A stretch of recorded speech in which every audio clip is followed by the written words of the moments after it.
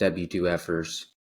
Long time no hear, no talkie, no see, whatever description you want to use. It's been too long. And joined again by Matt and Bastetti tonight, we have a jam-packed show in the spirit of, hey, it's Thanksgiving, post-Thanksgiving football. Going to be an opportunity to reevaluate some of the season-long predictions that we made.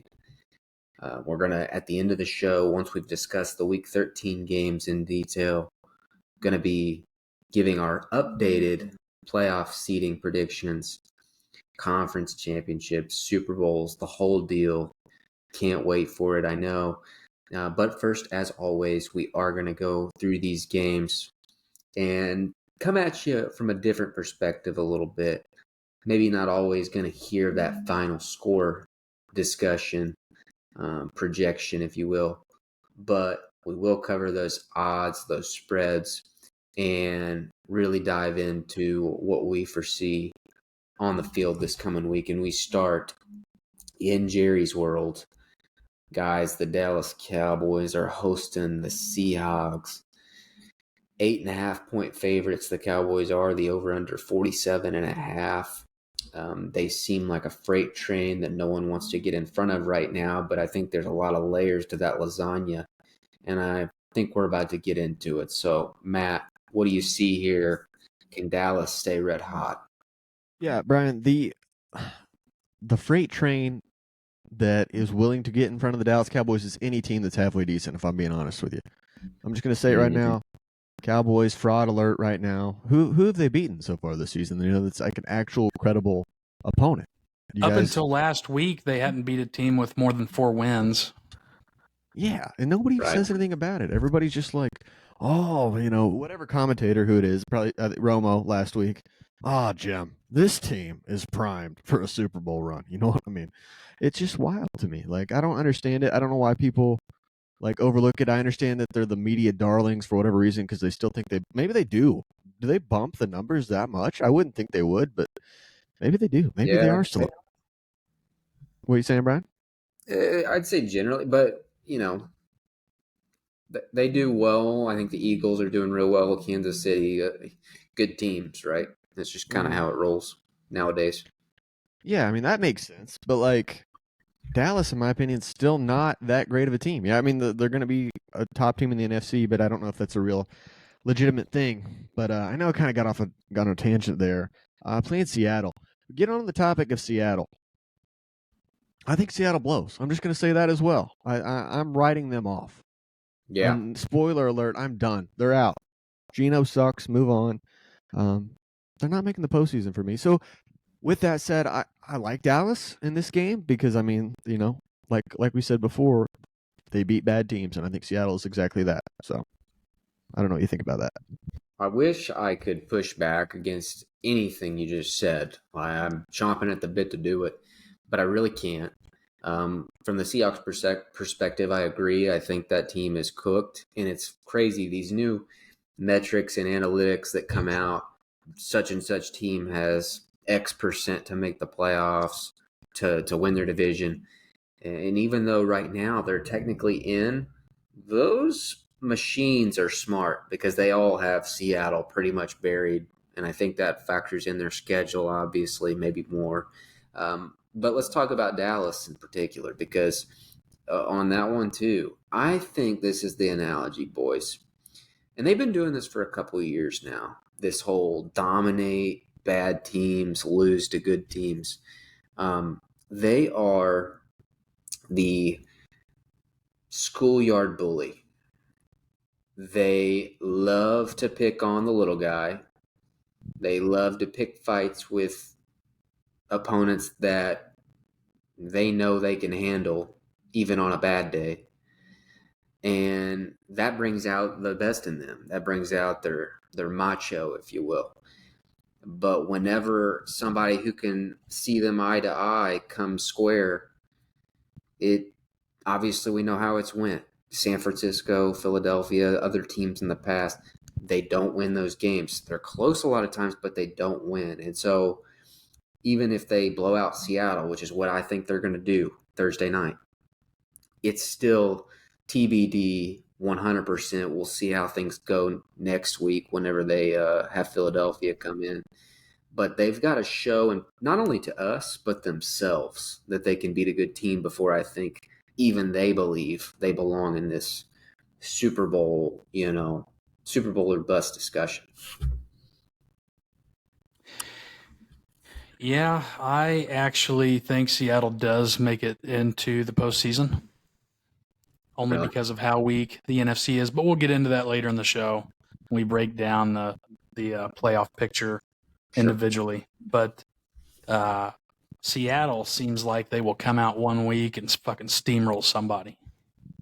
Then they'll come out, maybe the next week against, a shittier opponent and just kind of look like a dog turd.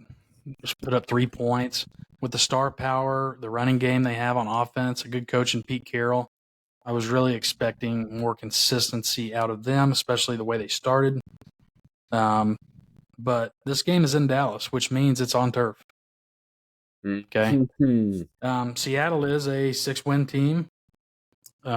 So we're going to get a good look at Dallas. And I figured Dallas's offense is probably going to just light up Seattle's defense. And I don't think Geno Smith, I think that the Cowboys pass rush gets to Geno and maybe might make him cry or something. I don't know. Aaron Donald did. Yep. See? Here's the only thing, guys. Is Seattle allowed to wear those sick unis on the road? Those Talking about throwbacks. the highlighters? No, God, no. Retire those now. I'm talking about the throwbacks. I expect them to probably be in navy, right? Or Cowboys will be in white. Right. Cowboys will be in white. So maybe. They could. I don't think they are, though. I feel like that would have been kind of making the rounds by now. If they plan to do it. They should. You're right, man. Yeah, if they have any chance of winning this game, they have to wear those uniforms.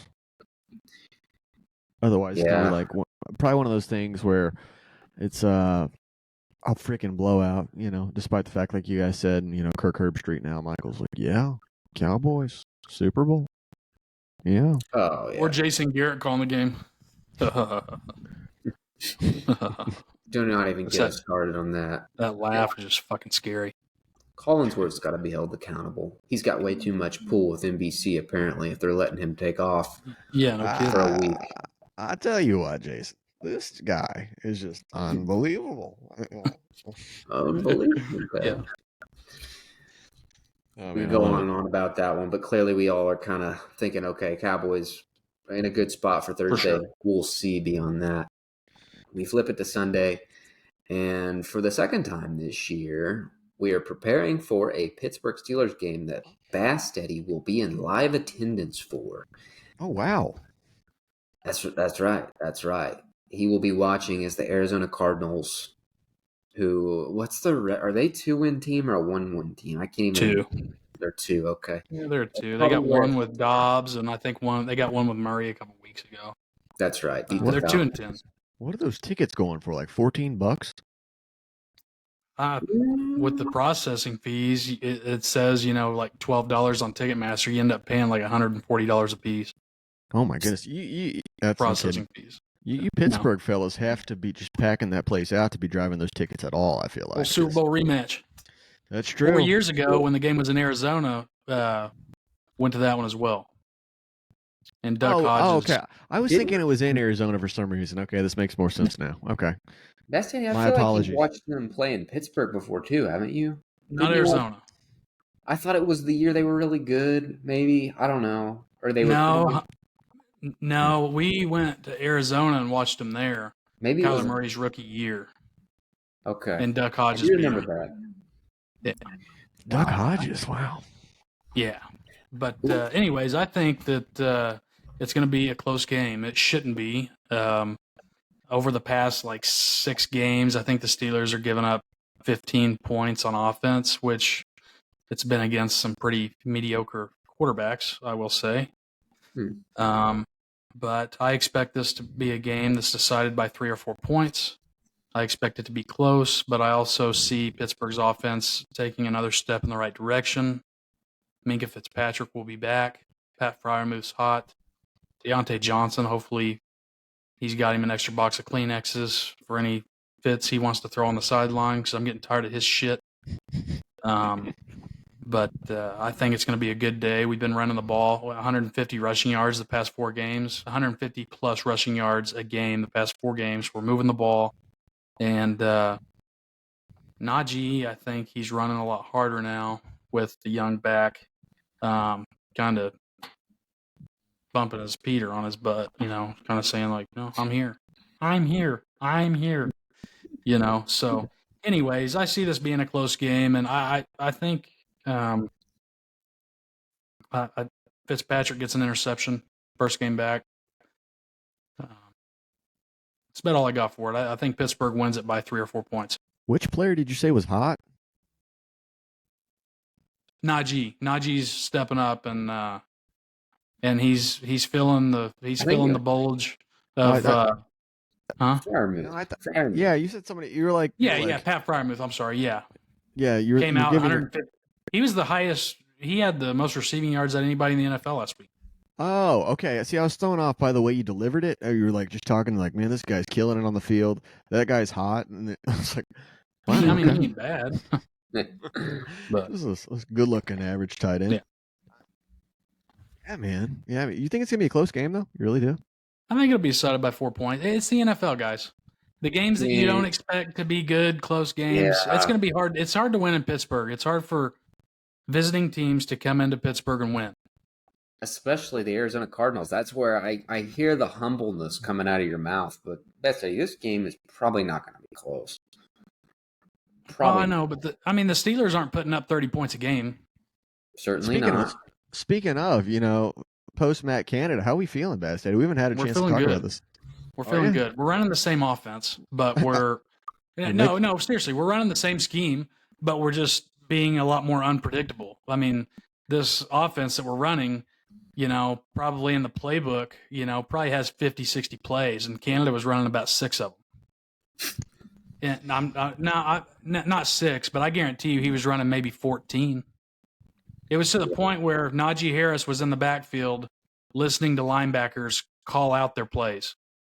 Pickett would audible at the line of scrimmage. And Najee said that after he would audible, the linebackers would point and they would say, okay, going over here, B gap, they knew our audibles. It's just way too predictable. We targeted the middle of the field on offense 4 total times through 4 games. 4 times, 1 time a game we targeted the middle of the field on offense per game for 4 games straight. First play, we come out against Cincinnati. Pickett drops back, looks comfortable, his feet are flat. Throws a fucking dart, 35 yards right up the seam to Fryermuth. Very first play. Looked comfortable. He threw dimes, perfect balls. He didn't look off. He looked really good. So, I know it was against Cincinnati, but it was on the road. It was raining. I don't know. He looked like a different quarterback.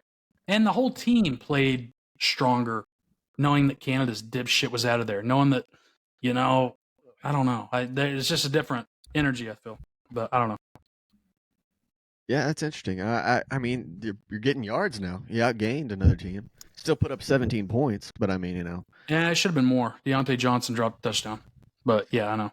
Yeah, that's another thing. It'll come with time. It's not gonna. I wasn't expecting 500 yards, put up 35 points. I mean, they literally didn't get started with the new coordinators until Wednesday. I mean, it's the same offense, and it's Kenny Pickett. I wouldn't worry about it too much. They had 3 days to prepare. Not even, really. Yes, 1 day was film. So, but it was a big step up. Yeah. I'm glad to see you're hyped out there in Pittsburgh. What do you think is going to happen, Matt? Let me take a look at my handy dandy notebook. I don't actually think it's going to be that close of a ball game. I'm going to be honest with you. I think Arizona's going to come to town. They're going to bootstrap up. Here we go. And they're going to get blown out. It's that simple. I mean, the thing is... who's going to get blown out? Arizona. Okay, thank you. That's what I'm saying. Like, bro, have some confidence in your team. Got Kenny Pickett. And here's the thing. Karma is real, guys. Here's the thing. Josh Allen, he's going on bye this week in my fantasy football league. He's killing it, right? Guess what? Our 2 quarterback league. There's nobody available. I just picked up Kenny Pickett. If that's not karma, I don't know what is, man. I'm like, wow, Pickett's my best option. Might as well write this down as a loss. But here we are. That's where we are with it. So I'm hoping, maybe Kenny Pickett does score some points for once. He puts up 25, 30 points. I better never hear you negatively talk about him again. If it's the Yahoo League, I need you to lose. So actually, I hope he does shitty. It's the Yahoo League indeed. Just so you'll lose that fantasy game. Wow. You want your Just team kidding. to lose? I'm kidding. I mean, you might as well. It's whatever. But yeah, I got Pittsburgh. I got them winning this game. Believe it or not, winning it big. Brian, you going to take Arizona here? I'm not. I have Pittsburgh too. And all I really want to say is firing Canada midseason might be the best decision of Mike Tomlin's career. It might be a better decision than how bad the decision was to hire him. And that's saying something in hindsight. Or to retain his services for as long as it had been. A real jolt. And for a team that has a baby shit soft schedule the rest of the way. Baby soft. If Baltimore doesn't continue to rack up wins, look out. The division could get tight. And you think I'm crazy, but let's just see how it goes.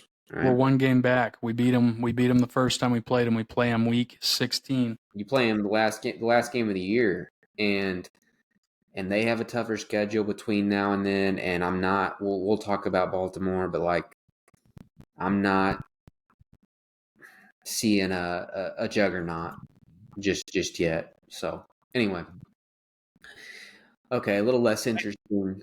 Real quick, I will say this real fast. I don't want to stay on the topic too long, but I was telling Brian, you know how many organizations and franchises fire coaches, defensive coordinators, offensive coordinators, special team coordinators midway in the season? Happens all the time. Yeah. Okay, look what just happened to Frank Reich. It happens every year. Mm-hmm. Steelers haven't fired any sort of coach mid-season since 1941. That's what? 1941? They've only had 3 head coaches, period. This is the first coach we've ever fired mid-season since 1941. Are you getting nervous then? That maybe they're getting a little itchy. They're like, Tomlin, you don't get it done. If it was up to me, if I was in Tomlin's shoes, I'd have done it 2 years ago. You can ask anybody. No, I've never liked motherfucker. Mike Tomlin? Canada. Oh, yeah. I like Tomlin. Tomlin's a player's coach. I don't know, man. I think he might be next on the chopping block. Okay. Let's move on, Brian. Let's. Jets hosting the Falcons. Atlanta got a critical win last week against the Saints that put them currently in first place in the NFC South. They, on the road, a 2.5-point favorite. The Jets don't really know who's playing quarterback. And let's be honest, boys, their season's done. But they are going to have some headlines because Aaron Rodgers was cleared to return to practice this week. And I think he's come out and said basically it's going to depend on if they're still in the hunt, whether or not he actually plays. Well, guess what? They're not even in the hunt as we speak, but I understand there's a mathematical component. But this is insane. And who's doing the fucking math? A second grader? What mathematical? I know what you're saying. I know the analyst. I know what you're saying, but whoever they are they're just plumb, just dumber than a rock. I mean, they're going to do. Mark my words, and this is all I really want to talk about because I don't care about this game. I think the Falcons are going to win. They run the ball really well, and the Jets, their defense is built to stop the pass and not the run. That's my analysis. But they're going to release a ton of clips of him at practice, rolling out, running around, throwing the passes on the run, but he is not touching the field in the game. There's no sense in it. And if he does, it just further goes to show that he is running that organization into the ground with his decision-making. 100%. I've heard someone talk about this the other day. I think it was on Twitter or something, talking about all the players that they brought in just for Aaron Rodgers, like all his best friends, basically got him like a gig. You know what I mean? Like he made it, and he's like, oh, you know what? Randall Cobb, X player. You know what I mean? Do you think in a weird way that is ultimately holding back the Jets? Is Aaron Rodgers holding back the Jets? Nat Hackett. Yeah, Nat Hackett, 100%. I know it's his boy, but come on, man. The proof is in the pudding. It's hard. Yeah, Nathaniel Hackett isn't the answer, but neither is Mike White. He's on Miami. Mike White. If they had Mike White, they would be kissing the ground. Tim Man. Boyle. I mean, You're thinking of Tim Boyle. I'm sorry. Or Zach and Wilson. Simeon. Yeah. But I'll tell you what. I actually think the Jets will win this week. Okay. Whoa. Kind of a toss-up, but I was thinking it's in New York. You know, it's going to be cold. So I don't know. They're due. I feel like they really kept up with the Dolphins for the most part. I mean, it's in terms of the first half. I mean, that pick six was crazy on the Hail Mary. But the Jets do have a defense, and you know, I know that the Falcons do have a running game. But I don't know if I'm confident enough in Desmond Ridder to come out here and lead this offense on the road in a hostile environment against the Jets.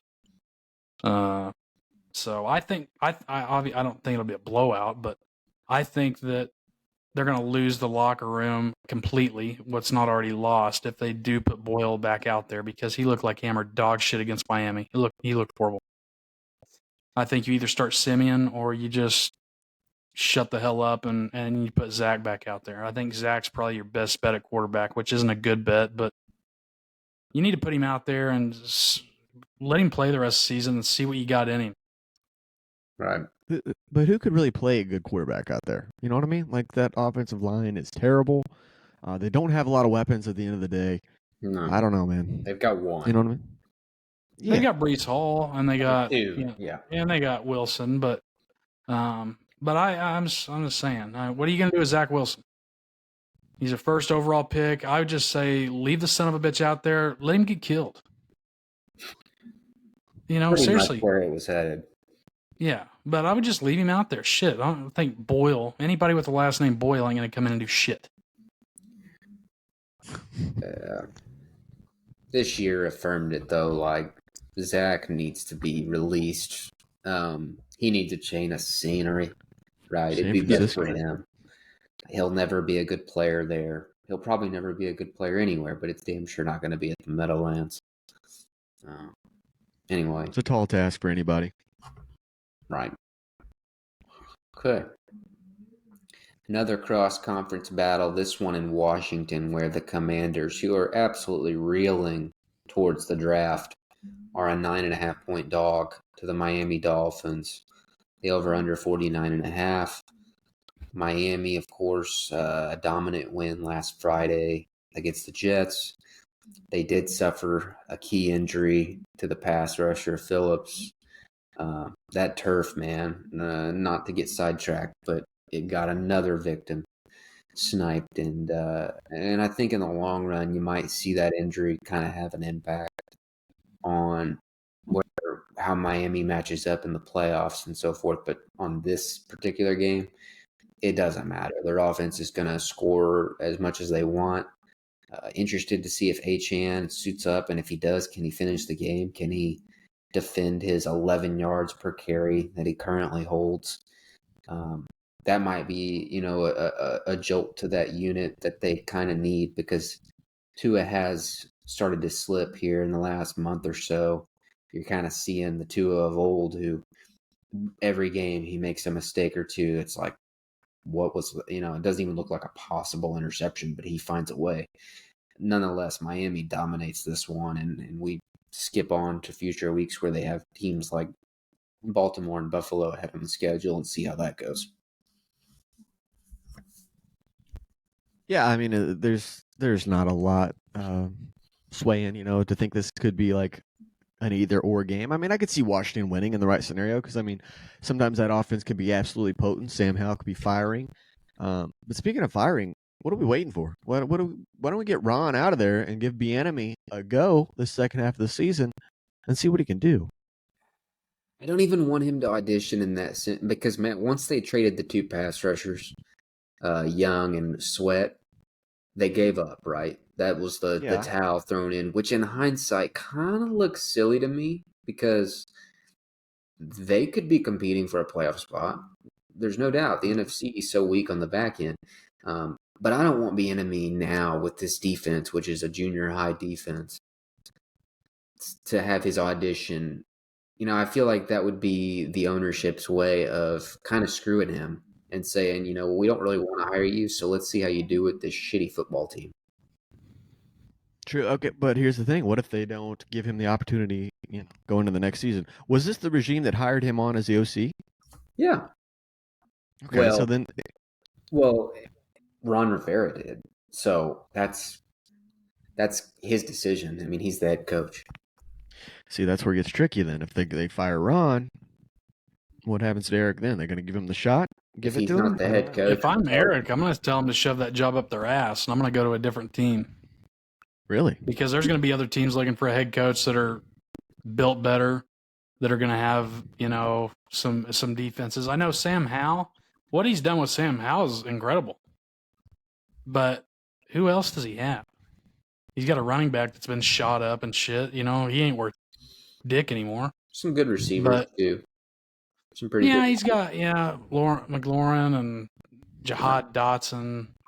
But I'm just saying, like, there's no they traded away their talent on defense. I feel like, I don't know. It's a really tough division. Oh yeah. But he might accept the challenge, and if anybody was going to turn the organization around, I think he'd be a great candidate to do it.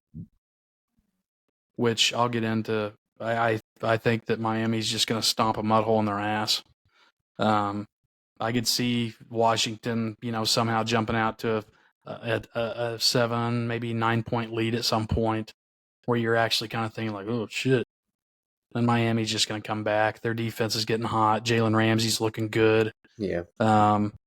So we'll see, but I expect Miami to win by at least 10. Yeah, it'll be interesting. Honestly, a lot of my thoughts for Miami lately is what's going to happen to that tattoo? Like that you see that chunk missing out of Tua's arm. Can you repair that? Is it just botched forever? I don't know. I don't think you can get a. Yeah, probably not. No. I don't even understand how that happened. It looked like somebody bit him. Maybe they did. I don't know. Love to know. Or somebody had a shank. Maybe they'll cover that on Hard Knocks. Yeah, honestly, probably so. Probably so. Very interesting. Okay, guys. Yeah, Miami wins this game. Sweep it there, Miami. This other game here, I don't know if there'll be a sweep. I don't really know that it even matters. This is a draft position ball game. But more importantly, with the Chargers going to Foxborough and the Chargers being a 5.5-point favorite, something you probably didn't expect to hear again this season. My question that I pose to you, and I'll start with you, Matt, is Bill Belichick watching his next team on the other sideline? Is that what the storyline is going to be when we look back on this game here in about 2 months, that he was just scouting his future quarterback, Justin Herbert? Dude, I never thought about that. Belichick going to the Chargers? If I was Bill, I'd welcome that. That's like the perfect situation for Bill, right? You got to have a great quarterback and a defense that he can mold a little bit. They got talent over there. I mean, they're prone to injury. But I don't know. If I was Bill, I'd try to make that happen. That's for dang sure. Now you got me thinking. I was initially going to say the Patriots are going to lose this game because Bill is the better coach and he's not going to mess up and actually win it like Brandon Staley might. But now that you have me thinking like that, maybe they will win. Maybe Bill will take it to Brandon Staley. He's just going to outcoach him because, I mean, let's be real. Not that difficult to do. I love this theory. I really do. I don't know if you got this. Where you got this? I don't know if you scrounged Reddit for this. Is this an original idea? Yeah. Well, so you got to think he's clearly on his way out. I think that's becoming more apparent by the week. And the Chargers are clearly headed in the direction of replacing their coach. And I know there's probably it's going to be one of those years. These last couple, there haven't been a lot of firings, and I think it's going to catch up this year and go the other way where there's a lot of them. But who's going to be the hot ticket item? And his market's fascinating because if he becomes available 2 years ago, even after they I think they made it in the wild card round with Mac Jones as a rookie. He got blown out by Buffalo. If he was free, a team would have gave him $25 million a year to be their head coach at the time. 2 years later now, I don't know. I don't know what his offers are going to be. It only takes one owner to get crazy, but if his price stays reasonable, let's say nobody's willing to give him the Sean Payton deal, which is $100 million, 5 years. Maybe it's $10 million a year. Okay, well, does he need the money? Or would he rather, at this point, his ego, he knows what it looks like. It looks like Tom Brady was the reason. But if he goes to the team that has the best quarterback possible, it's a chance to salvage this situation that he has created. He ain't coming to Pittsburgh. Well, no, he's not, because Tomlin's going to be there. With the deal with Belichick, I seen a stat the other day. He's 82-98 without Brady. 82 wins, 98 losses without Brady. A few years ago, I would have said that. Yeah, I mean, a few years ago, I would have said that Belichick was hands down the greatest coach of all time.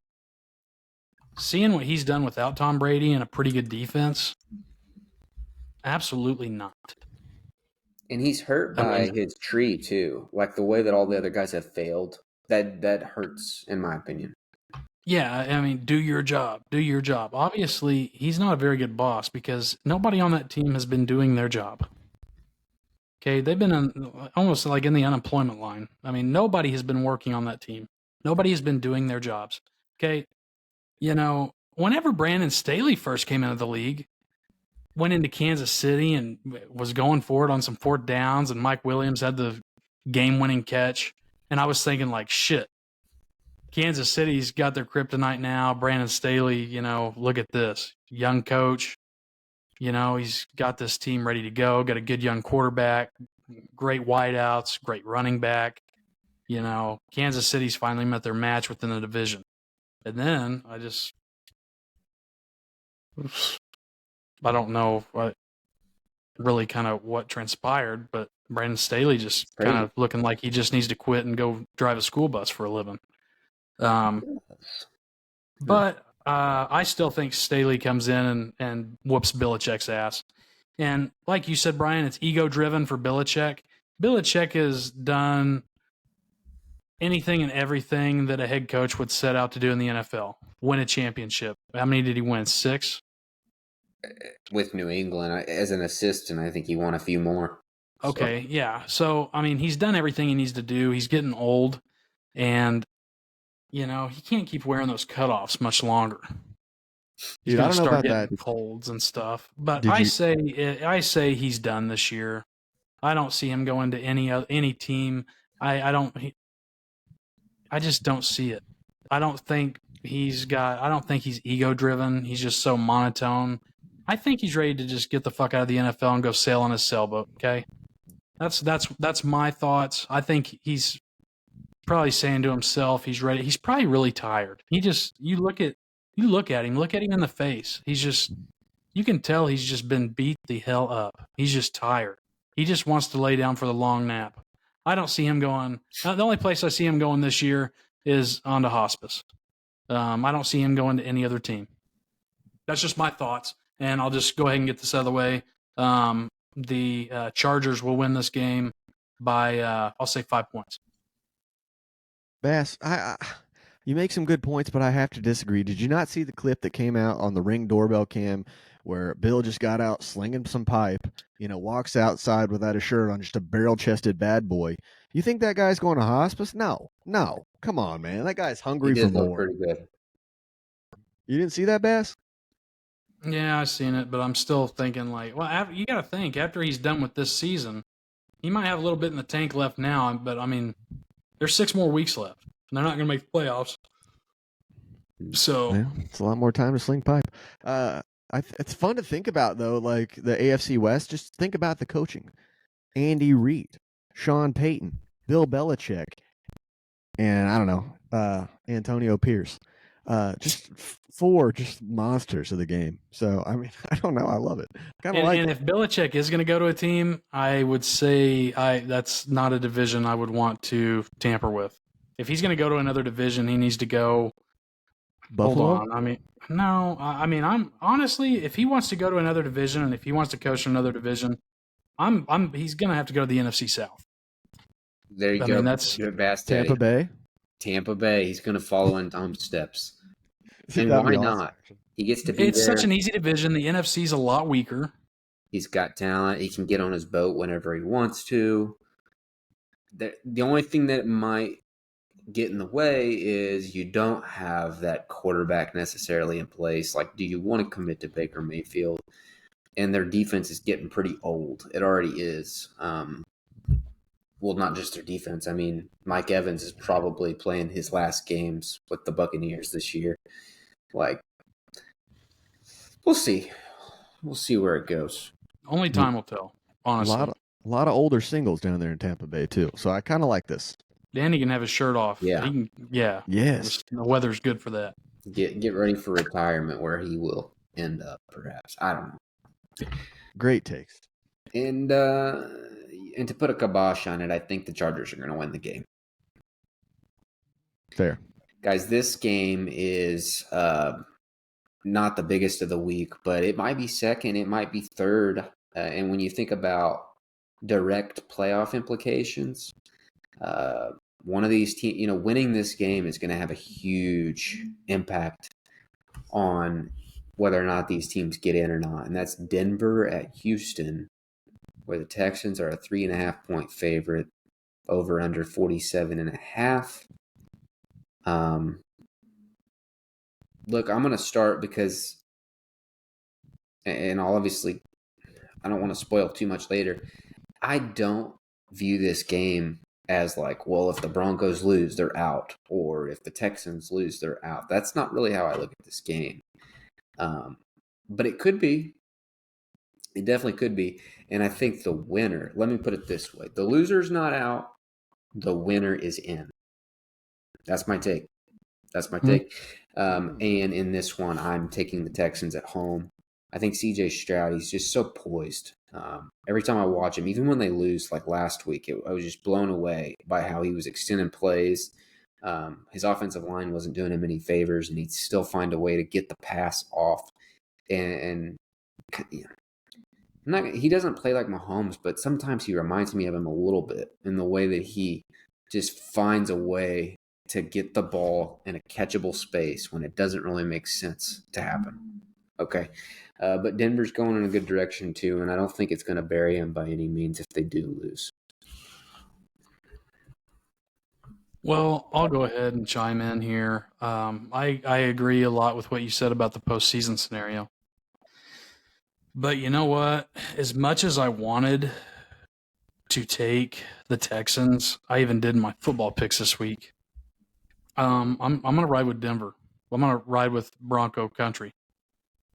Sean Payton, what everyone thought, his head was in the guillotine hold 4 or 5 weeks ago. Everybody was thinking that they were going to go ahead and start decapitating the coaching staff and rebuilding. It's starting to maybe look as if that is not going to happen at the end of the season. I know we talked about it on the show, thinking like, Denver had what were they, 2-5 maybe? We talked about them tanking. We talked about them sitting Russell Wilson down because they didn't want him to get hurt and have to be on the hook next year. Yeah, and cleaning house at the end of the season. Look at this team now, okay? And they're not doing it with an array of weapons either. They got Javonte Williams, and they got Cortland Sutton has been phenomenal. Yeah. And they got the young receiver, the rookie, which I think they need to get him a little bit more involved. Noah Fant, I think, was huge.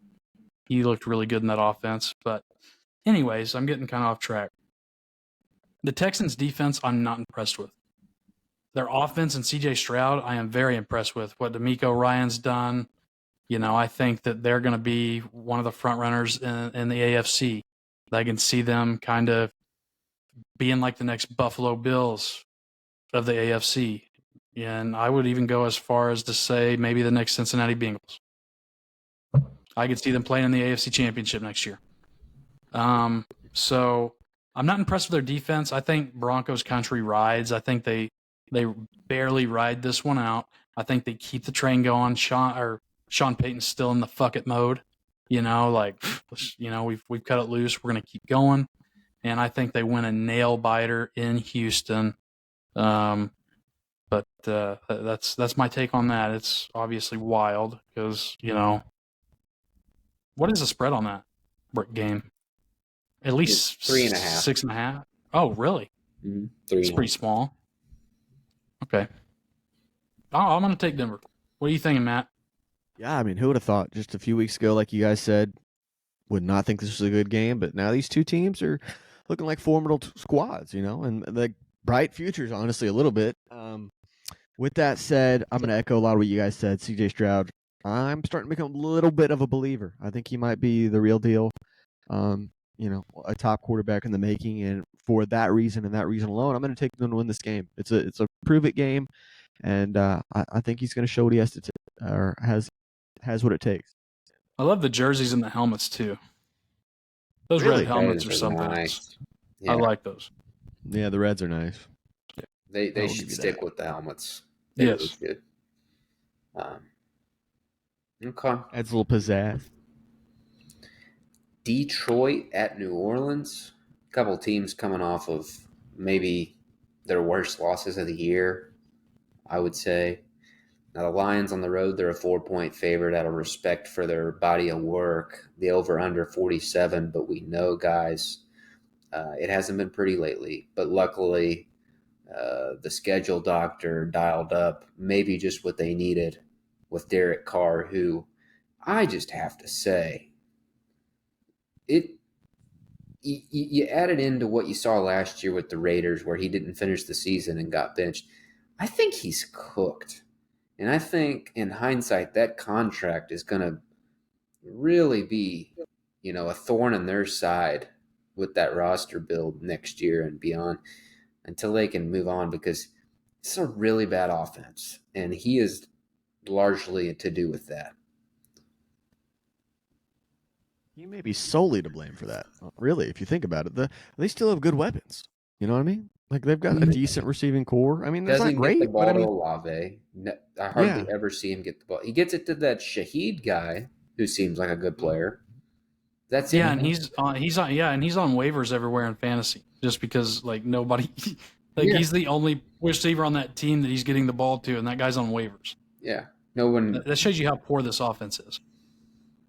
They get 17 on a good day. They really do. Kind of like the Steelers. But that's going to change. It's something else too. Similar quarterbacking. Yeah, come on. 2 washed players. Something about the Saints in this game.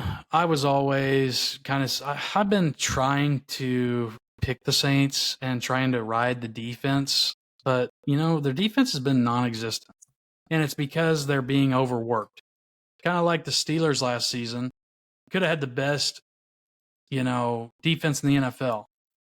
But when your offense goes 3 and out and your defense is on the field for 9-minute, 10-minute drives, getting their asses pounded, and your offense can only buy you, a minute and a half on the bench, your defense isn't going to be good. You can have the best defense in the league and have the worst offense, and it's going to reflect. The Saints are giving up too much points. I thought they were better than what they were. But at the same time, I really didn't. I don't consider Green Bay to have that great of a defense, and I don't know, man. I don't consider the Lions to have that great of a defense. But watching Jordan Love literally pick them apart last week, week before, last week, I guess, it just kind of really opened my eyes because I thought they were going to be one of the big front runners, in the NFC, and now I'm like, yeah, okay, maybe not, because that same ordeal didn't it happen against Seattle? Yeah, earlier in the year. Okay, yeah, I don't know what to take from that, but we could see him bounce back and just slaughter them and go on a tear. I don't really know, but despite the fact that it's in New Orleans, I'm still going to take the Lions. They're going to be pissed off and their diaper's dirty still from that embarrassing loss to Jordan Love. their diapers dirty. And Jordan Love, he came into Detroit and whooped their ass. He came into their home and stomped their ass. Okay. So all I'm saying is that Detroit's diaper's still dirty. It needs to be changed, and it's not going to change without a victory. They will not leave Mercedes-Benz without a victory. I think Detroit is starting to show a little bit of flashes of old Detroit. Maybe we got a little too high on them a little too soon. You know what I mean? Maybe they're not as real as we thought they were. Maybe that offense isn't as great as we thought it was. Maybe Dan Campbell's still kind of like a half moron. I don't know. I don't know if you guys agree with that or not, but I think He's that the division dude. could heat up. Yes, yeah. The dude abides. I mean, over their last 3 games, they're averaging putting up over 30 points a game. I don't really think the offense is necessarily their problem. I think it's the defense. Not yet, but I mean, they didn't look great against the Pack. No, they didn't. No, they don't look like a team that's ready to go on a run and compete for a championship by no means. Yeah, but in terms of saying that they've gotten better from last year, I think they definitely have. Oh yeah, I mean I can't argue that by any means at all, but it's like I don't know what you mean. The North I was a lot higher on them earlier in the season. Yeah, exactly. The North could get pretty hairy pretty quickly between the Vikings and honestly the Packers. If they can you never know. You know what I mean? They did beat who they had to beat so far, so we'll see. I mean, I do have them winning this game because I think the Saints are atrocious. Do you got them winning the game, Brian? Yeah, I do. Who you got winning this? By what kind of margin? You think it's going to be close? I think not much, 7. And that might even be they score a go-ahead touchdown in the last 2 minutes, which they seem to do a lot. Yeah. I don't think it's going to be the game that makes us think they've got it back together. I think the Lions guys, they're kind of they were going so hard and so fast, and they were thriving, but I think they ran themselves too hard. They're now, we talk about peaking too early with teams, and I think little by little that car is falling apart, and I don't think they've got the juice to finish the run. And it's the kind of thing if they end up hosting the Packers or the Vikings on Wild Card Weekend, a division rival who knows them inside and out, I wouldn't feel good about their chances because I just see a team that's running on fumes a little bit right now. Yeah, I mean, definitely their record shouldn't be what it is anyways, Detroit's. Right. I mean, if Kirk Cousins wouldn't have got hurt, they would have won this division, I think. Kadarius Toney cost him the game week 1. I don't know how many drop passes he had. Just a stupid amount. I mean, I remember one that would have been a go-ahead field goal. But I mean, the Lions, this team, got shit on by Seattle, and gave up 38-6 to the Ravens. I forgot about that one. I'm not very confident in them, but in terms of beating the Saints, I'm pretty confident in that after the ass beating they took. 100. All right, guys, this one here, Colts, Titans. It's a 1-point spread favoring the Indy on the road. Weird feeling. On one hand, I think the Colts, it doesn't feel right that they currently hold a playoff spot. I don't view them as a playoff caliber team. And so losing a game like this would make a lot of sense because it would kind of balance the earth back out, right? It would make things make sense again. And they could lose to Tennessee, who did get a win last week. But the reason why I picked the Colts to win is because I do not think the Titans can protect Will Levis well enough from Ebukam or Kwity Paye, Buckner, whoever it is. I think they're going to create enough pressure, keep the scoring down. It'll be an ugly 20-16 type game. Indy a win. And stay in this hunt another week, even though they don't belong in my mind. Yeah, I agree. I won't take too long on this just because I'm not really much of a firm believer on the Colts. But you look at the Colts' remaining 6 games, they got the Bengals against Browning. They got the Steelers. They're going to lose that game. They got the Falcons. Then they got the Raiders. and then they play the Titans this week. I mean, I can see them maybe losing 2 of those games. So can they sneak into a wild card potentially? But they're definitely going to beat the brakes off the Titans. The Titans are they're just fucking horrible. They got DeAndre Hopkins, Derrick Henry. I think he's put on a few pounds, maybe washed up. Maybe some lingering injuries that he might be having. I don't really know, but I don't really give a shit about the Titans, okay? And I really don't give a shit about the Colts. I'm not going to watch this fucking game. But I do see the Colts winning. Yeah, no, I low-key kind of do buy the Colts as a postseason team, much for the reason the Bass Daddy said. Weak schedule, Gardner Minshew biased. And I don't know. I think a little bit, maybe the bottom half of the AFC playoff picture is going to be a little softer than maybe we thought it was going to be. So I could definitely see it happening. I definitely have them winning this game because, I mean, like you said, Bass, the Titans, they're sad at this point. It makes me sad. So Colts win this game pretty easily.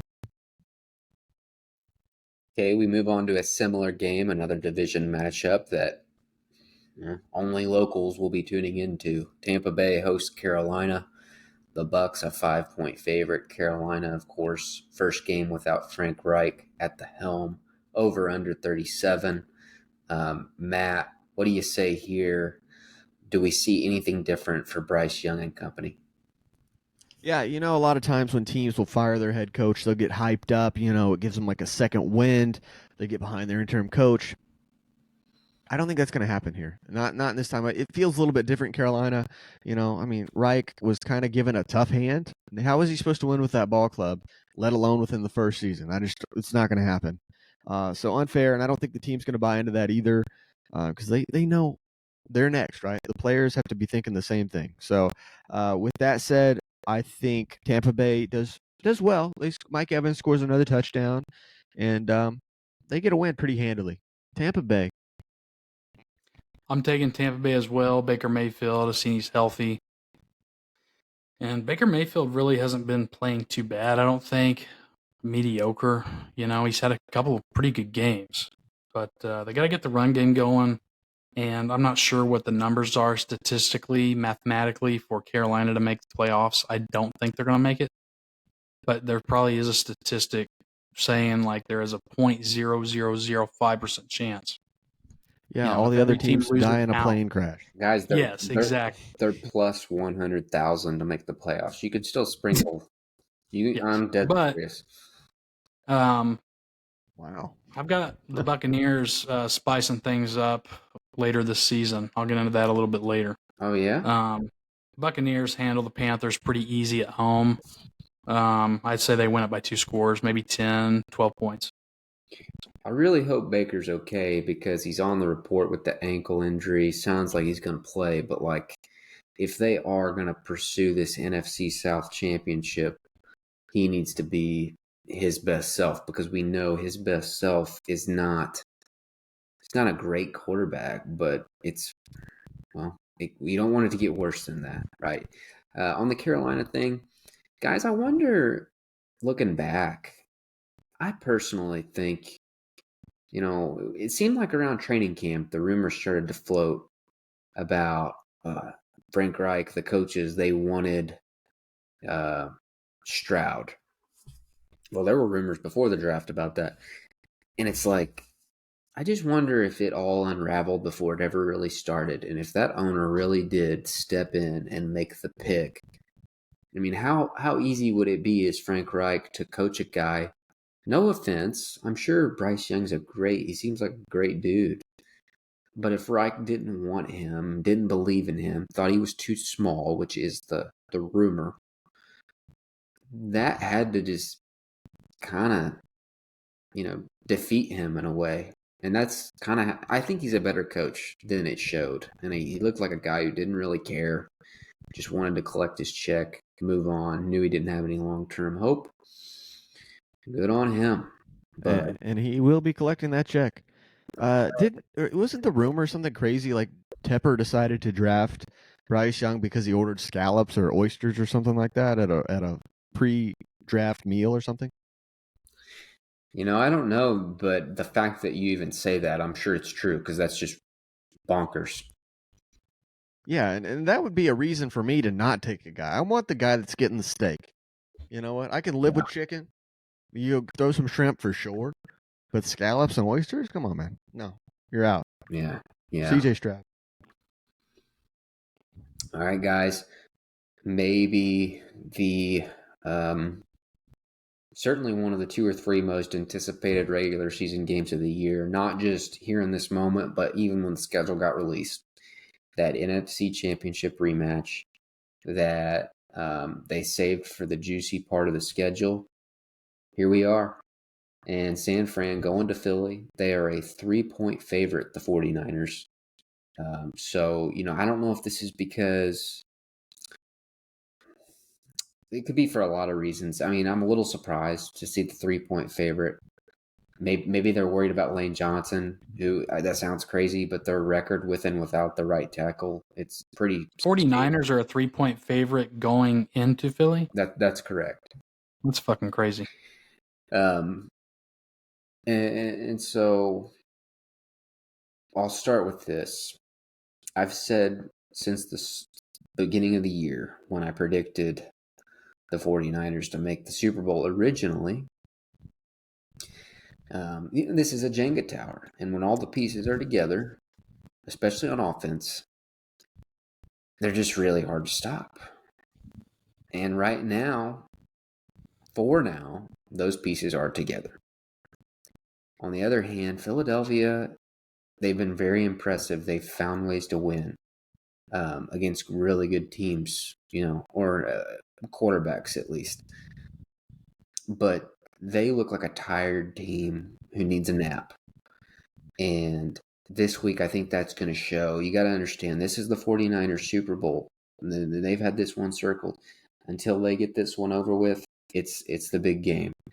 And I think they're going to come out and play with a ton of just undeniable energy and make a statement and win this game because they're healthy right now. And that's the 49ers you said? The 49ers. They right now have what they need. They've got the receivers, the line, the whole thing, the quarterback. So I think they win. I'm going to give it to them 27-24. Classic tight score. Yeah, it's hard to predict if this is going to be some high-scoring affair because of all the weapons that each team possesses on offense. And then you think about the weapons on the defensive side of the ball on each side. And I can honestly say, what if it's a 17-20 game? Lower scoring. But hearing this all season, obviously being a Steelers fan, the Steelers aren't as good as their record. I've heard that a shitload. Is it true? Probably. But definitely, I can say that about the Eagles, okay? You guys are Chiefs fans. The Chiefs should have beat them guys. I mean, yeah. Agreed. If Reed would have listened to me before the season started, he would have went out and got D-Hop. Got him a more reliable receiver. Okay, this dropping thing with Scantling has been an ongoing issue, not even in Kansas City, but even before Kansas City. He dropped big-time balls. But real quick, I won't take long. The Patriots were 5 points away from beating the Eagles this year. The Vikings were 1 score away from beating them. The Commanders were 3 points away from beating them in Philly. Okay, the Jets beat the Eagles. The Commanders were then 7 points away from beating them the second time. The Cowboys were within 5 points of beating them. That was in Philly. And they should have got beat by the Chiefs, guys. This right here, this is a 7-8 win team. Okay, the ball's rolling in their court. They're in for a fucking rude awakening this weekend. They're going to get outcoached. And they're going to get outplayed. And this Eagles team, Jalen Hurts they can't run the ball good, and he can't use his legs to extend plays. I don't know. I just see him making a few mistakes. This 49ers defense is for real. Bosa's looking great. And obviously you got Chase too now.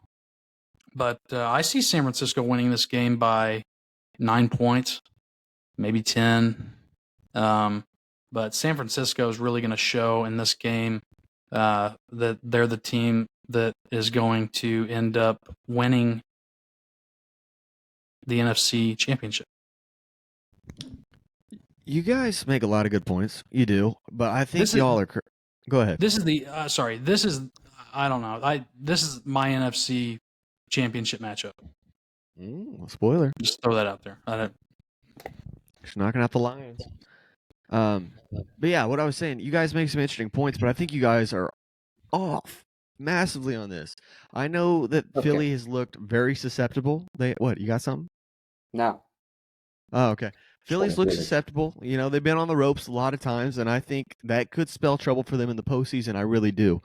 But as far as the 49ers go, are they that different than the Dallas Cowboys? Who have they beaten outside of the Cowboys? And we said earlier they haven't beat anybody. So, Matt, they've help me made out, it to a guys. Super Bowl in the last 5 years. The I Cowboys don't. What haven't does done that that in matter? my life. Well, no. I'm talking about this season. I'm talking purely on this season. I'm not talking about You're talking about San Francisco? They beat the shit out of Dallas. That's what I'm saying. That's why they're a step ahead of Dallas. But beyond that, who have they beaten? They beat the Jags 34-3. The Jags. Come on, we got to write this. They smoked the Seahawks. What I'm trying to say is they're not winning games because the other teams are dropping wide open passes. Literally to seal victories. That's I just. You make a fair point. The 49ers hasn't lost to a team like the Jets this year. I mean, yeah, I hear what you're saying, but at the same time, they've lost to pretty much everybody else that's decent. Joe Burrow killed them. I mean, who else? They had a rough stretch there. They had a rough stretch. Matt, what was the problem when that stretch happened? Who wasn't playing? You had the left tackle and you had Debo out, and that's all it takes. That's all it takes is just one or two of those guys, and it's a different deal. I agree with Brian there. You take those two guys out, they're not winning shit. I see your points. I do. I know but that if Philly offense is healthy, I don't see that offense and defense is. If they're all gas, no break, I don't see any team stopping them in the NFC. Eagles would have the best chance, I guess. But. And maybe this is crazy for me to say, but these teams that Philly's actually just getting lucky to beat, I think those teams play San Francisco and just blow the doors off of them. Kansas City, Buffalo, even. I mean, guys, they've not proven anything to me. They just haven't. I don't know why you guys are buying in so hard. I guess you're gonna find out Sunday. You will, Matt. You're gonna fucking find out. They're gonna do the same thing they did to them in the NFC title game. I don't care if Brock Purdy does play the whole game. Okay. Philly gets the win, boys. I mean, you guys are getting wild with this betting line. I don't know what's going on. I don't know, but this is wild. Philly is the better team, point blank, flat out. It is what it is. Not to sound like a Philly fanatic right now, but I mean, come on. Let's be realistic. They won't be the better team Sunday. Nope. We'll see. Maybe I'll eat my words, but I just do not see. I'll bet you $1. I'll bet you $1 that San Fran beats them. All right, I'll raise you. Brian, would you want to make that bet too with Matt real quick? You shut your mouth. I'll chip in 75 cents. Okay, $1.75 on the line, boys. I got $1. Okay, Matt. Okay, it's on, boys. All right. Philly's gonna win this game. So that's a huge game. But hang on, but another, I mean, Philly's just better, right? The better quarterback, better receivers. They have the better weapons. I mean, if Dallas Goedert, he's questionable. I doubt he's going to play. Doesn't matter if he plays or not. I don't know, man. I don't know. I think you guys Sunday, Matt. That's just the bottom line. All right. Because the great one said so. Yeah, Niners are frauds. Cleveland at LA facing the Rams. The Browns. Guys, latest reports, Joe Flacco preparing to start at quarterback. Who would have ever thought, especially when this season started, that Joe fucking Flacco would be under center for Cleveland? I can't wait. They're a 3.5-point underdog, probably because of that fact. And Myles Garrett's, he's dinged, right? The shoulder is an issue. He's day-to-day. I don't know if he plays or not. If he doesn't play, you can go ahead and call this game over, I think. But maybe that's being disrespectful with the Rams and their lack of game-changing talent. But hey, they're favored by 3.5 for a reason. I'm sure it's the quarterback, and maybe they know something about Garrett that we don't, the odds makers. Bass Daddy, what do you think here? NFC or AFC North rival who is clearly fighting for a playoff spot. Can they get what really seems like a a really important win. No, they can't. But I will tell you guys this. Being in the AFC North, I have watched Joe Flacco play a lot of football. I feel like you guys might be taking him a little too lightly. I know he's older now, and I know he hasn't been hit in a while. But I'm telling you, with the defense that Cleveland has, if they can get a quarterback in there, they got weapons on offense. Ford and Hunt, I think that they're two good workhorse backs. They got the defense, like I said, Njoku. They got, obviously, Cooper. But if they can get a quarterback in there that has experience, that can read defenses, that can take care of the football and just try not to turn it over, Flacco can still win games. Is he going to be a quarterback that's going to get him to the bowl? No. Is he going to be a quarterback that could potentially get him into a wild card spot in the playoffs? Maybe with that defense. Will they lose the first round? Yes. But, I don't think they're going to win this week. I think it's too fresh. He's too fresh in the system. He hasn't been hit yet. But, he's just a big step up from what they've had. I'm just saying. In my belief, as much as I've seen him play, he knows how to read defenses. I know he played for the Jets in that shaky system that sucked donkey dick, but I feel like he got rushed out a little bit quick because of Lamar, and I think maybe having Lamar sitting behind him might have made him make a few more decisions towards the end of his run in Baltimore. But don't sleep on Joe Flacco. Like I said, is he going to win the Super Bowl? Obviously not. But I think he could do enough to get the Cleveland Browns into the playoffs. I appreciate that take, Bass, but I'm going to be honest with you. I'm going to sleep on Joe Flacco just fine. Okay. Sound and through the night. I think maybe 10 years ago we could have that conversation. But nowadays, I mean, come on. It's Joe Flacco, man. You're really buying in on Joe Flacco. I'm not saying that I'm throwing all my chips in. I'm just saying that, Joe Flacco right now, he's better than probably 5 or 6 other starting quarterbacks in the NFL just because he has the experience and a quarterback that can read defenses and has, 10, 12 years of experience doing so. This guy was a Super Bowl MVP. He's not just some no-name, guy trying to come in here and, he's been at the stage. He knows what it takes. He can, if he can be a game manager and take care of the football, the defense is going to help him out. Joe Flacco, to me, has a lot of Nick Foles qualities. He got hot for one postseason, and he's a made man for that reason alone, right? And probably a massive I'm not. Yeah, probably. I'm sure he's got a hog. Up north, Delaware. I don't know what that's like, but I imagine. Exactly. Yeah, that's a good point. I'm just saying, guys, stay tuned. I don't expect them to come out and put on a big show. I think with their defense, they have a shot at winning. I'll go ahead and say this real quick. I do think that Sean McVay will. Sean McVay's a great coach, and I think the Rams win this game by maybe 4 points. But I think with Cleveland's defense, they still keep it close.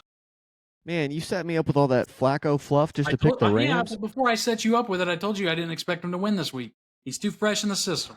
It doesn't matter if he was there his entire life. The guy's toast. Now, I like Cleveland, but I don't really like them anymore. With Garrett being, on the fence with this injury thing, defense still solid, but that offense, I think I'm moving on from them. And I like the direction the Rams are. I think they could actually fight for a playoff spot at this point. Give me the Rams, guys. I think they win, and they win by like 10 points. Yeah, I'm with you, Matt. I think Flacco, if he does end up playing, it's going to be one of those things where, I don't know if he'll have a good drive in the first quarter or second quarter. There'll be a good drive or two in there, but for the most part, it's just going to be him getting lit up. Not, just showing that rust. He didn't see that corner blitz. Oh, fumble. Or doesn't see the linebacker dropping underneath and the buzz, pick six. There's going to be those plays like that. And it's not all his fault. It's been a long time since he played starter caliber football. And the Rams smell blood in the water. They got a little win streak going, and they've got a chance to compete for that 7 seed. They win it for sure. I mean, where's Eli Manning? That'd be a fun one to bring in. About the same. That's what I'm saying. Super Bowl champs. Green Bay Packers on Sunday Night Football. Talk about a hot team. They host Kansas City. 6-point favorite the Chiefs are on the road. They were under 42.5. Matt, I toss it to you here. Can Green Bay, are you nervous about this one? I mean, like I said, they're playing well. The weather looks a little shaky. Might be a wet one, cold, wet one. Things could get interesting. Brian, you asked if I'm nervous, and the short answer is no, not really. I feel like Kansas City. This is kind of last week was the turning point in the season for them.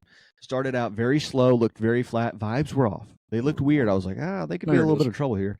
But down 14 points, they came marching back. Different type of deal. 131-17. That's what you like to see out of a Kansas City team. That's what I like to see at least. And I think the offense is going to keep on moving. They're going to go through Jordan Love, and they're going to win this game pretty handily. I'm predicting like something wild, like 29 or 30-16. Defense shows that as well. So I don't know. How do you guys feel about it? I think that I don't know if my iPhone weather app is correct, but right now it's showing a 50% chance of snow in Green Bay on Sunday. Like, I mean, it's probably not fucking accurate, but in my eyes, I figure it's going to be a cold game. Might come down to the running game. But you know what? Green Bay came out. You know, they shocked. Pittsburgh's got a good defense. They played us hard. You know, they pretty much went into Detroit, fucked them up. And Kansas City, to be honest with you, as much as I would like to say that I'm impressed with them, I am. I mean, obviously, I think that Mahomes is the greatest quarterback of all time. I already think he is. I think he will be. But I'm not impressed with him this year in terms of not being able to score in the second half of ball games. And I want to be. Like, I want to buy in. I wish Rice is making good progress and stuff, but Green Bay's going to keep this a close game. It's going to be at Lambeau. I think that Patrick and Chiefs and company obviously have the better coach. So I'm obviously going to take Kansas City. But I could see this being like a, I don't know, 28-24 ball game, 28-26 ball game. I still think Kansas City wins. But I think that I still think Green Bay keeps it close. Fair point. I don't see the defense giving up that many points personally. Brian, I don't know if you have anything. Well, yeah, you're probably right, actually. I always forget to take into account their defense. They got a great defense. They are still holding on to quite a little run. So far, they have not allowed 24 points or more. It's tough. Lambeau on a Sunday night, it's hard to say you're just going to go in there and have your way with them. And they are a team that is playing better than they have all year. Jordan Love all of a sudden looks like he is the answer. So that's all great. I tend to think when they fell down, I'm talking the Chiefs now, when they fell down 14 points last week, I think it was the best thing for them right now. And obviously, everybody knows by now there's a history there of them coming back from big deficits. But it kind of forced them to stop playing so scared. I felt like conservative. It kind of took the training wheels off to where like you have to play freely. You have to throw the ball to Rice in ways that maybe you didn't up to that point. Guys just knew at that, because if they lose that game, all of a sudden you're talking about the season maybe spiraling out of control. Instead, I agree, man. I think that was a turning point, and you end up on a 31-3 run. You win that game by 2 scores. And now all of a sudden it feels like they may have found an identity, and I think their identity, yes, it's great defense. It's, solid special teams. You got a kicker who, knock on wood, has not missed yet. And then offensively, the identity I think they're settling on is, of course, Mahomes, a good offensive line, but they've got a few playmakers that they just got to make sure they get these guys the ball at least 8 to 10 times a week, and it's Pacheco, Kelsey, and Rice. Those three are who you're going to run this offense through. You sprinkle in some Tony, maybe a deep shot to Watson or MVS occasionally. Watson, obviously, more often. I would like to see McKinnon more involved in the passing game. And I think that could be coming. He missed the game Sunday, and he did not practice so far this week. He's got a groin injury. He reminds me of like a James White. Yeah, and a really good versatile back that can catch passes and Yep, all those things totally true, and it may be a spot where they just kind of have to keep him shelved till the end of the year, playoffs, that sort of thing. But he's going to have to play a role. You can't put it all on Pacheco.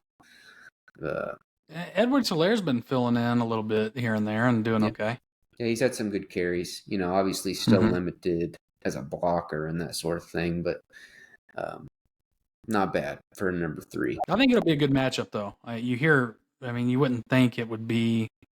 You would expect the Chiefs to blow them out, but I actually think it'll be a good ball game. Yeah, obviously, I still think the Chiefs will win, but I'll go Kansas City 27-17. I think they cover. Maybe they get a field goal at the end that makes it look a little worse than it is. Yeah, but we'll see. They could definitely lose. Green Bay's hot, and I don't know. I don't think they're going to lose, but I think it'll be a good game. The Monday nighter to close us out on Week 13, Jacksonville. They're a 9-point favorite at home against the Bengals. A few weeks ago, guys, when Burrow was healthy, I was looking ahead at this game, and I thought that's going to be a good game. That's going to be a game that determines which team has a better seed, all those things. Now, obviously, it's not how it works, and no respect for the Bengals and what they're doing offensively. Their defense, low-key, not good this year. Couldn't believe some of the stats I heard about explosive plays. I think they're 30th or 31st in yardage allowed. Not pretty.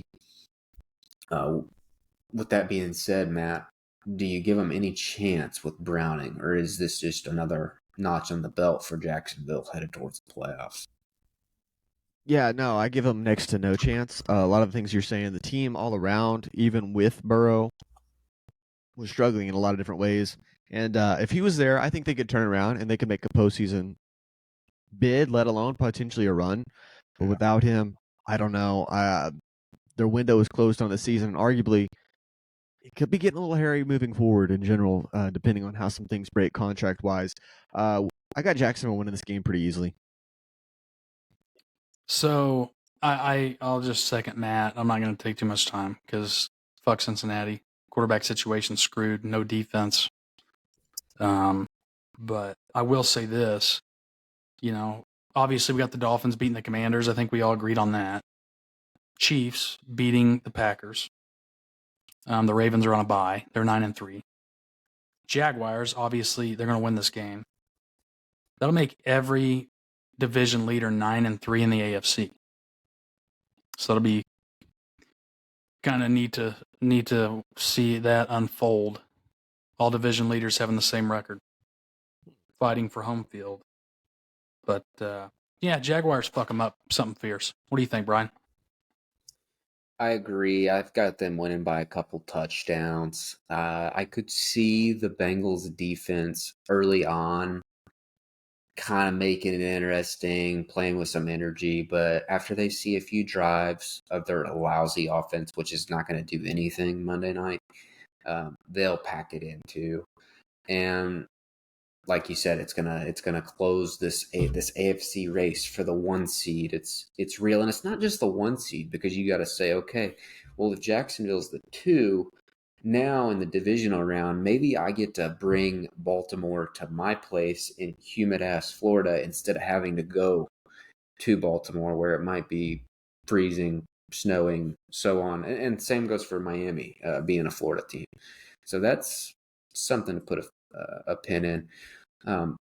But back on the Bengals side of things, man, I hate to put more pressure in people's minds than already there is as a fan, but you have to when you have these chances, you just have to capitalize. You can't assume that you're always going to have that next chance. And if you made me bet, will Joe Burrow get into another Super Bowl? I think there's a okay chance. But you start to look around the AFC, so many good quarterbacks.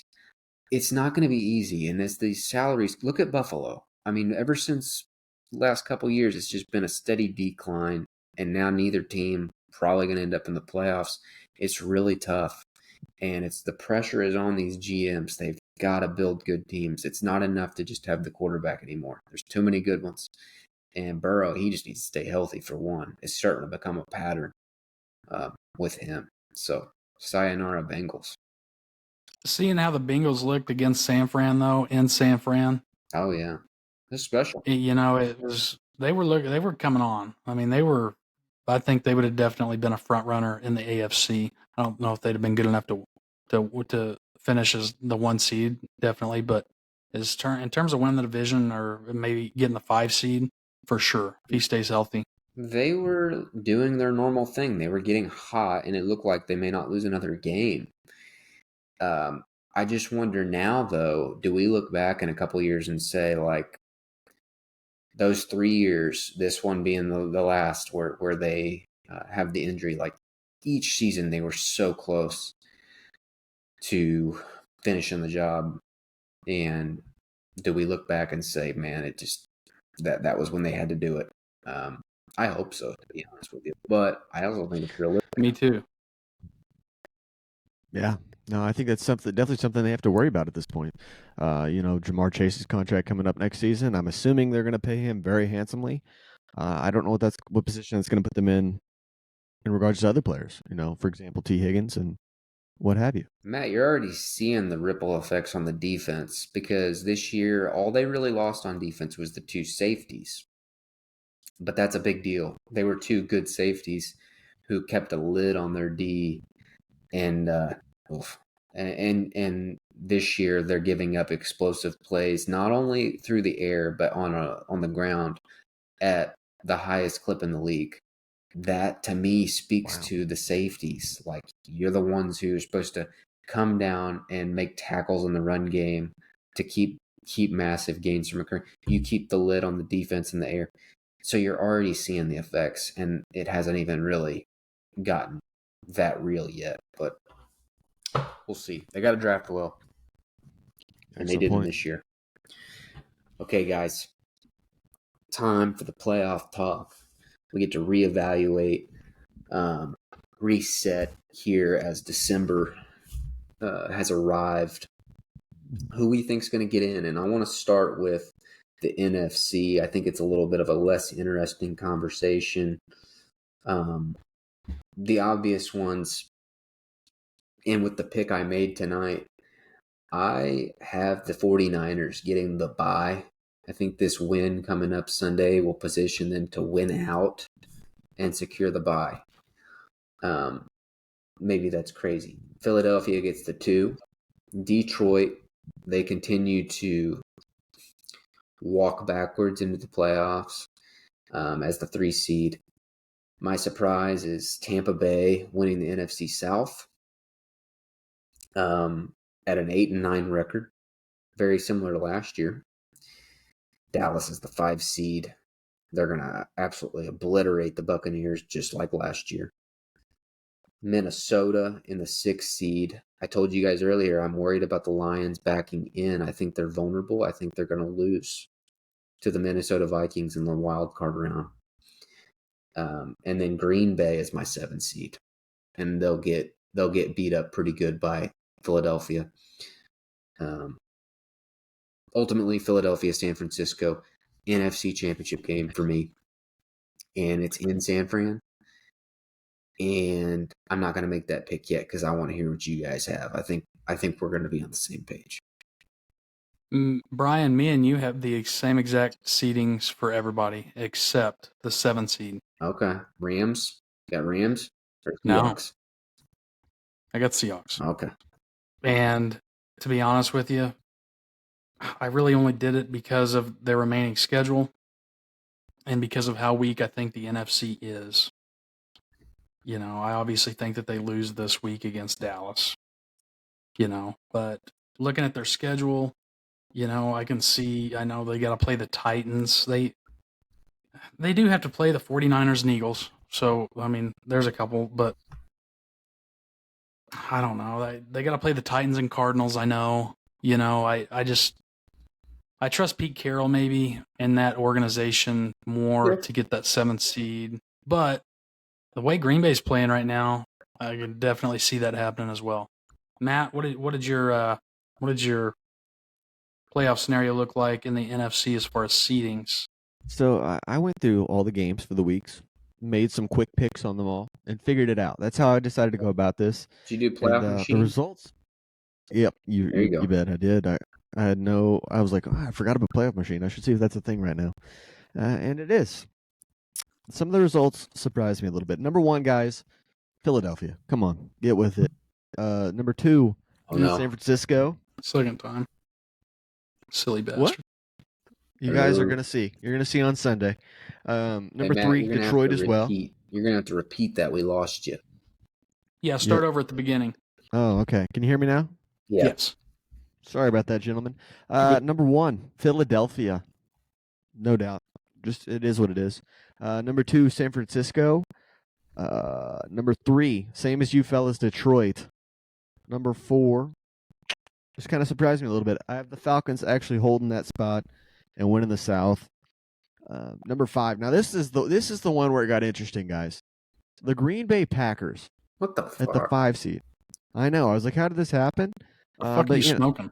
Dallas, dude. They're playing a lot of NFC North opponents. I have them beating the Lions at least once. Yes, the Lions at least once, I believe. One more time. And then I got Dallas at 6 and Minnesota at 7. I don't know how it happened, but I got 3 NFC North teams, and I don't know how I feel about it, but that's probably how it's going to play out. Yeah. Do what? I did as well. Yeah. Oh, okay, then we're good. We're good then. Pretty doable for them. It's happening. I didn't know you had Minnesota in there. My bad, I missed that. Well, Matt, we both have Philly, San Fran in the NFC Championship. Do you have something different? No. Oh, sorry. Oh, you're good, brother. No. The only team I could see possibly doing that, maybe Detroit, maybe. But I don't like it. I don't like the outlook. I think it's going to be Philly, San Fran again for sure. Well, here's what's fun is I told you guys this week what's going to happen. And it's right. Bass Daddy and I are right. San Francisco is going to win that ball game. But come this playoff game, I don't know who it's going to be. Okay? I don't know. But somebody on the 49ers that they really need to play, they're either going to be out or they're going to be banged up to where they're just not. Not sexually, but injured. Correct. So this is where I'm flipping. I'm sticking true to my theory on this team that they are the perfect team when they're all together, but you take one piece out and it kind of unravels. And that's what I think is going to happen in the NFC Championship game. Maybe it happens during the game. Remember last year? Okay, Purdy goes out. I don't know, but Philadelphia wins and they go back to the Super Bowl because of something to do with injuries on the 49ers side. Yeah, no, Philly definitely gets the win. I don't think it has anything to do with injuries, though. It doesn't matter. It's going to be the same thing as Sunday. They're going to get the win because they're the better ball club, and they're going to repeat it when it comes to late January. Put your money where your mouth is. Hope you have that $1.75 ready, bitch. You bet. I'm ready to run it back, too. Double or nothing. That's right. So, 2 of us have the Eagles in the Super Bowl. Bass Daddy, you have the Niners in the Super Bowl? Yes. Okay. Whoa. Write that in pen. We'll flip it over to the AFC side. Bass Daddy, I saw. Yeah. Can I say this? Yeah. Can I agree with you? If McCaffrey goes down, I'm riding with the Eagles. Absolutely. Build that cushion. Build that cushion. I'm going to build that cushion for the pushing, baby. And I'm already feeling it as well. He's feeling it. If they are healthy, they're going to win. Okay, that's a good cushion too. I like that. You guys are cop-out losers. You're going to lose anyway. All right, so my AFC, I got Kansas City getting the bye. The 2 seed, I have Jacksonville. 3 seed, I got Baltimore. 4 seed, I got Miami. 5 seed, Houston Texans. 6 seed, I got the Steelers. 7th seed, Buffalo. Nope. I've got Denver. Ooh. Okay.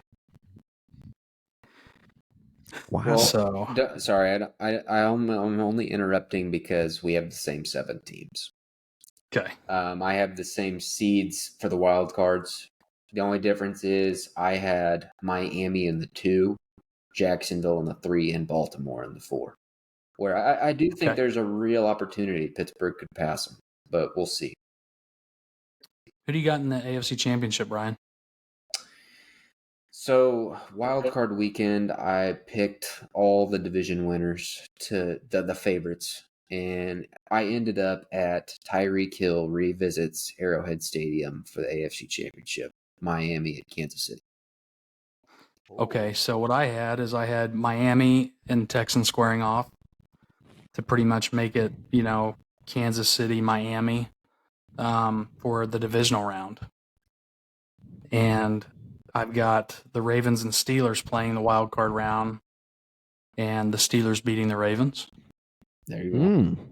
And playing Denver, but this game would happen at Heinz Field, and I got the Steelers beating Denver at Heinz Field and going to the AFC Championship against the Chiefs, where the Chiefs kick our fucking ass. Wow. I don't know. Matt? I like looking at this playoff bracket I have made, where the Steelers get in at the 6, they play Baltimore, and then the winner between Jacksonville and Denver. I got Denver winning it. Right. Just because of how flaky that Jacksonville has seemed to be on and off. I don't know. Right. But if that were to happen, I think the Steelers might be able to handle Denver. We only lost to Jacksonville by 10 points, and that was with Canada. I don't know what it's going to look like in a few weeks. But if that's the scenario, the Steelers, they can beat the Ravens. Hell, we already have once under Canada. If we got to play Jacksonville or Denver to get into the AFC Championship, I think we could do it. I think it's possible. I'm not saying. I think it's possible. I might be a little biased because I'm a Steeler fan, but I'm holding on to hope here. It feels biased, but I like the roadmap you got there. I like the fact that you're trying. It doesn't matter if it's crazy. Yes. If there was ever a year to do it, feels pretty open. The AFC. With their schedule being so easy towards this back half of the season here, Steelers get hot and they're rejuvenized on the offensive side of the ball. Defense is going to be pumped. But I think we got a top 6 defense, top 7 defense maybe. Whenever our offense is able to keep them off the field for if they can sustain drives, they get hot at the right time. You never know. Maybe if they can get a lot of yards, score 17. Who knows? You never know. Never know. All right, guys. I'll run down my list real fast. Number 1, Kansas City. No secret there. Number 2, Jacksonville. Number 3, Miami. Number 4, the Baltimore Ravens. I think that's the exact same Brian had. Number 5 is Miami in the 2. That was only the Jacksonville. Oh, the 2. Okay. Mm-hmm. I could see that. Number 5, this is the thing where I'm different with you fellas. I got the Colts in. I don't know how it happened. I have them win a lot of games down this stretch here. So Colts in at 5. In the 5. I don't know how it played out that way, but I don't know either. I would go back to the drawing board, Matt. I don't think you got to restart Pittsburgh in the AFC title. You 49er fanboys. I tell you what, you don't know what you're talking about. You're getting too high on the Denver Broncos. Number 6, give me the Houston Texans. It's going to be, a good team. I feel like they're going to earn that spot. Number 7, to my surprise and to my dismay, the Pittsburgh Steelers. So not again. Yeah, the suspense is killing us here. Oh, what do you mean? You're going to have to redo the 7. Yeah, redo the 7. You cut out again? You froze right before you were announcing your pick. My God, my delivery was so on. All right, guys. Number 1, Kansas City. Number 2, Jackson. Just from the league 7. You can You're 7. I thought you were. Yeah, just the 7. Miscommunication. Just your 7 teams. Yeah, number 7, guys. I can't believe it. To my dismay and to my surprise, the Pittsburgh Steelers. They're in the postseason. Who would have thought? Not me. That's for sure. Now, what Matt was saying about the Colts, I think it's far-fetched to say a 5 seed. Yeah. But their remaining schedule, I think the Steelers can beat them maybe. And I think the Texans might beat them, but it's in Indianapolis, so you never know. But they play the Raiders and the Falcons, and they got the Bengals this week, or next week, I'm sorry. And obviously the Titans this week. They win their next 4 out of 6 games. I mean, Matt's got a good point. Okay, but guys, pterodactyl in the room. Jonathan Taylor's out for the next 2 weeks. They're not even real. Pterodactyls are, I'm not. They don't. They were winning without him. They don't. I mean, they'd be great to have him. It would be. They can get by for 2 weeks. You know what I'm saying? But they've been better since. So Minshew's doing something good though. But if they were able to slip into the playoffs, I don't know if Minshew mania. I don't know if I'm going to jump on that anal train or not. No, they're taking an L opening wild card round. No question. Yeah. Okay. But I do have a minute. And who do you have making the final, the AFC championship? The way it drew up, the way it broke, kind of surprised me a little bit. Kansas City, of course, I feel like pretty much everybody's going to have them there, unless something wild happens. The Baltimore Ravens are the other team that ended up making it for me. I was surprised by this, but I was like, had it breaking down where they're playing Jacksonville in the divisional, and I was like, do I really trust the sweet prince, Trevor Lawrence, in a divisional game? I don't yet. So that's how it broke down. Hey, Baltimore and Kansas dog City would be scary too, because if you think historically, Harbaugh's Ravens teams, they to me have been more dangerous as a road dog in the playoffs than they are when they're the favorite. Like they don't. That's not who he wants to be. So that would be a little bit of a scary matchup. Agreed. So Matt, I think you might still be choking on some of the Philadelphia Eagles dong. In terms of how amazing they are. They did just come away with a victory against the Chiefs. They did. Well, all right, you don't want them getting in the Super Bowl, do you? Because as great and highly as you're talking about Philly, it sounds like you're thinking that they could win it all. They've got a shot. I think they do. No doubt about it. Look, I'm just going to get down to it, boys. Every great matchup, every great fight, boxing fight, what do? They run it back. You have to have a 2, sometimes a trilogy. I think we're definitely getting a sequel, guys. Philly and Kansas City. We're getting a sequel from a few years ago when the Chiefs won their Super Bowl against the 49ers. A sequel as well. Different teams-ish, sort of-ish. But I don't know. I'm leaning Philly. That's just me. I know we clearly differ on that, but I don't know. Is that where you guys are at with it? Well, I got a rematch too. I think the Chiefs and Eagles are in the Super Bowl. Who wins it? I gotta pick Kansas City. I gotta pick them. But if you want me to really provide a reasoning for it, I think Hurts. He's been clutch, right? He's closed these games out. But I think we've been watching and we see he's dinged. He's not really playing fully healthy, and I don't know that that's going to change. But also, if I believe what I say, that the offense for the Chiefs kind of found something Sunday, I think that's enough to make the difference the next time they play. Because I don't think the Eagles' defense, in the stats bear it out, it's not great I agree. like last year. Last year they were putting up great statistics. This year they're not. I think that secondary is pretty vulnerable. Now maybe Kansas City finds a way to expose it a little more. And they ran the ball so well too. And they did in the Super Bowl, so that seems to be a pattern. Well, here's the thing. In my opinion, it's so be crazy. I would never bet on the Chiefs. If the Eagles and Chiefs do make it to the Super Bowl, I would never bet my money on the Chiefs getting beat. Just because it's Andy Reid, it's Patrick Mahomes. They're the dynamic duo. Okay. But a team that gets back there the year after that walks off the field with the opposite color confetti. Those guys like Jason Kelsey, knowing it's probably going to be their last year. Yeah. I think that they just play harder. The Chiefs have done this. They're going to continue to do this year in and year out. Get into the AFC Championship game, going to the Super Bowls. They've won them. They know what it feels like. Just another one, I feel like, almost. But I would probably have to go with Philly just because of that happening last year. Ass, you were just giving me hell for being pro Philly. You just picked them to win the Super Bowl? No, he hasn't made his pick yet. I feel like he's leaning that way. He's got the 49ers in the bowl, though. Yes, I'm just saying, hypothetically, if it was a Super Bowl rematch, I would have to side with Philadelphia because of the heartbreak they went through last year. I don't think that they would get heartbroken again. I think that they would just barely do enough to win. Barely. Maybe like a last-second field goal. Before you give your take real quick, have you guys seen this wild conspiracy theory going out there that where the Super Bowl logo every season has the two colors of the teams that are rigged to make it? You guys have seen that, right?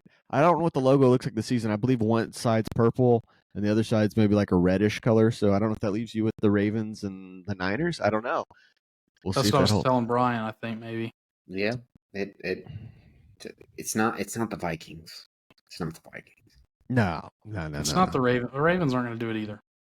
Lamar Jackson's not clutch enough. So conspiracy closed because it's been exposed. So they're like, we got to cut that out. Yeah. Chiefs are in again. Anyway, sorry to deter. Bass Daddy, your pick. To win the Super Bowl? Yes, sir. If the 49ers are healthy, I got to pick them. If they're all healthy and all the pieces are there, I think Kansas City's got a great defense. But I think that if all the 49ers are healthy, I think Kansas City offensively struggles to put up the amount of points against that defense that it might take to beat the 49ers, even if it's 20, 23 points. I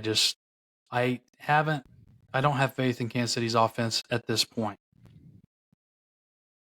It's growing, I feel like, throughout the season. Rice is getting more involved, and Kelsey's obviously amazing, best tight end in the game, but their number one receiver, I don't think a team can win a championship without a true number one, and I don't feel like Kansas City has one.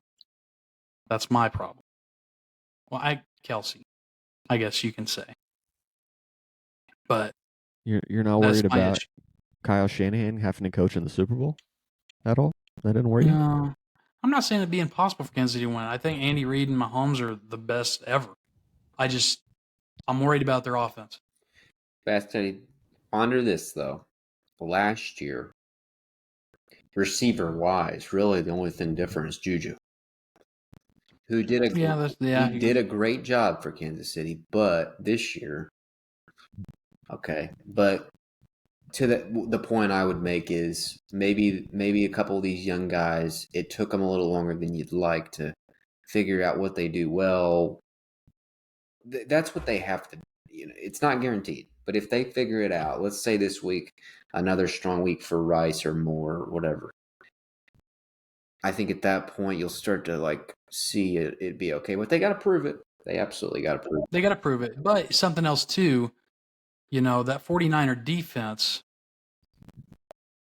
is good. And if you get these young receivers, I feel like going into a big stage like the Super Bowl, are they going to be able to make those catches? Are they going to be able to make some of those plays that it's going to take? That's what I worry about with Kansas City. Hey, but I got another little homer take, which isn't totally homer because I think it played out with Josh Allen Sunday. But to me, quarterbacks like Mahomes and Allen, who they have their similarities, big arms, extend plays, hard to sack, very hard to sack those two. I think when they face a defense that's dominant up front and a little bit susceptible on the back end, I think they can expose those types of defenses because they know how to move in the pocket. and avoid those sacks, and then they can find the holes that the Eagles and 49ers do leave open because they're not that good on the back end. Whereas like the Tom Brady's of the world, you wanted the dominant front, or the Peyton Manning, you wanted that front who could just pin their ears back and pummel their ass. Mahomes, and I think it's actually better if your secondary is dominant against guys like Mahomes and Allen. But that's just something I've been thinking about. I don't know how to stop those guys, and even throw Jalen Hurts in there. Yeah, he's becoming The that. defense has dropped back into man coverage, and your offensive line's good enough. And I mean, I'm surprised these quarterbacks aren't running for 80 to 100 yards a game. You know, a lot, especially the defense that drop back and play man. Right. You know, if you got a quarterback that can run the ball, I mean, you got 8-10 yards. I mean, I don't know. But yeah, you're right. And I don't see Brock Purdy making those plays with his legs. If he does, it's obviously not near as fluent and natural as Mahomes. So I get that too. Hey, he's going to ball out Sunday. I know that. Oh, fuck yeah. He's not. He's not. I mean, I have actually had to pick him up in a fantasy league as well because Josh Allen's on a buy in another league. So yeah, I hope he balls out, but I don't think he's going to win. You know what I'm saying? We'll see. All right, guys. Good close, good show. Make sure you fine listener, you made it this far, you've earned this right. Comment somewhere. Okay, maybe you leave it in a little 5-star review. I don't know. Your picks. Not just the Super Bowl. Throw in your actual full playoff picks if you want. Throw your week 13 picks in. I don't really care. We just want to hear that feedback and appreciate you for joining us on this ride. Any parting shots? Good episode. Felt good. What'd you say? Good episode. Felt good. What were you going to say, Felt Bass? good. That's all I heard. Felt good. Yeah, I just heard felt good. That's all you need to know. Okay. Well, I just want to say go Steelers. Gonna get that W. Gonna be 8-4. Let's go. Safe travels through the air, Bass Daddy. I won't need And it. on the ground. I won't need it. You might. Probably will. Especially with that company you're going to have. Yes. Show me your TDs. All right. Talk to you later. Bye. Take care.